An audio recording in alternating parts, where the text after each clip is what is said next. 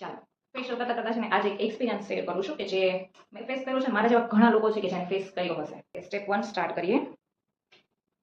કહેવાય છે કે કાળું હોવું એ ગુનો નથી, પણ કાળા હૃદયના માનવી હોવો ગુનો છે.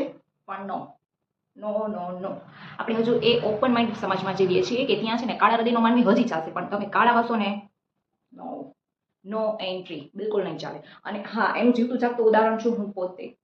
છે ને હું નાની હતી ને ત્યારથી છે ને મને લોકો કાળી કાળી કહીને બોલાવતા, અને ઘણા બધા છોકરાઓ એવા હશે બિચારા કે જેને છે ને કાળીઓ ને એ કાળું અહીંયા આવું એમ કહીને બોલાવતા હશે. Step 2 scrub. અને છે ને હવે ઘણા એવા લોકો આવશે કોમેન્ટ કરવા માટે કે દીદી હવે તો જમાનો ચેન્જ થઈ ગયો છે, હવે તો છે ને સ્કિન કરતાં વધારે મહત્વ એજ્યુકેશનને દેવામાં આવે છે. નો બ્રો, હજી વધારે મહત્વ સ્કિન કલરને જ દેવામાં આવે છે, અને ખાસ કરીને અમારા જેવી છોકરીઓ માટે તો ખાસ. અમારી ફેમિલીમાં છે ને હું અને છે ને મારો કઝિન ભાઈ છે ને અમે બે કાળા છીએ. એટલે છે ને મારો કઝિન ભાઈ છે ને એ તો એવી રીતના કહી દે કે ભાઈ છે ને કાળો તો કાનુડો એ હતો. પણ મારે શું કેવું, હું શું કહું, કયા ભગવાન કાળા હતા, કયા માતાજી કાળા હતા, કોઈ કાળું નહોતું. પછી હું એમ કહી દઉં કે જેવી છું ને એવું મારા મમ્મી પપ્પાને ગમું છું. સ્ટેપ 3.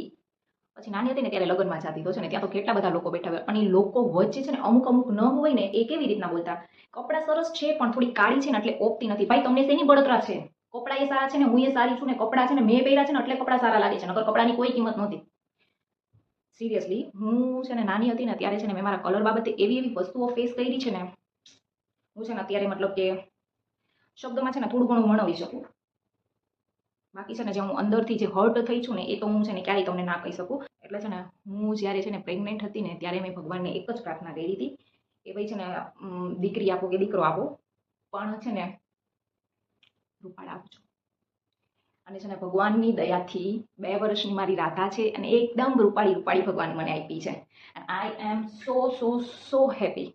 અને હવે બ્રો મને કાળી કયો, ધોળી કયો, જાડી કયો, ઝીણી કયો, ઊંચી કયો, નીચી કયો, આઈ ડોન્ટ કેર. કારણ કે હવે આપણે એ સ્ટેજ ઉપર આવી ગયા છીએ કે આપણે આપણી જાતથી ખુશ છીએ, કોન્ફિડન્ટ છીએ. જે મળ્યું છે એ બહુ સરસ મળ્યું છે, અને કદાચ આનાથી વિશેષ આપણને ભગવાન હજુ આપશે. એટલે હવે મને એનાથી કંઈ ફેર નથી પડતો. સ્ટેપ 4. અને છે ને મને નફરત છે એવા લોકોથી કે જે છે ને સ્કિન કલર અને કપડાથી લોકોને જજ કરે. એટલે છે ને આવું જીવનમાં બનતું હોય છે, અને અનલકીલી હું કાળી હતી એટલે મારા જીવનમાં એવું બન્યું છે. Step 5 and moral of the story કે તમે ગમે એટલા એજ્યુકેટેડ હશો, વેલ સેટ હશો, સારા એવા પૈસા કમાતા હશો, પણ છે ને 1000માંથી 100 માણસ એવા મળશે કે જે તમને છે ને તમારા કલરથી જજ કરશે, અને તમારે એને છે ને મારી જેમ ફૂંક મારીને ઇગ્નોર કરી દેવાના છે. કારણ કે એ લોકોનું કામ જ છે તમને જજ કરવાનું.